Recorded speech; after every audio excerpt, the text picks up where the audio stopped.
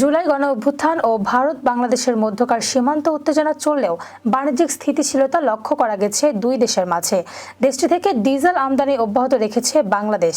সম্প্রতি অনুমোদিত এক সিদ্ধান্তের আলোকে শিগগিরই ভারত থেকে 1,30,000 মেট্রিক টন ডিজেল আমদানি করবে বাংলাদেশ। এতে খরচ হবে 1,137 কোটি টাকা। মঙ্গলবার এক প্রতিবেদনে এ তথ্য জানিয়েছে ভারতীয় সংবাদ মাধ্যম টাইমস অফ ইন্ডিয়া।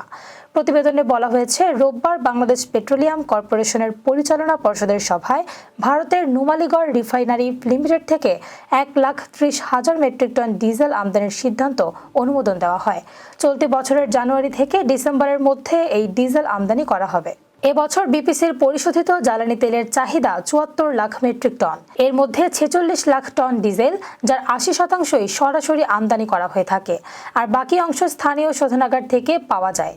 মূলত বিপিসি নিয়মিতভাবে ভারতের নুমালীগড় রিফাইনারি লিমিটেড থেকে পরিশোধিত জ্বালানি তেল আমদানি করে থাকে। 2016 সালের জানুয়ারি থেকে এই তেল ট্রেনে করে বাংলাদেশে আসছে।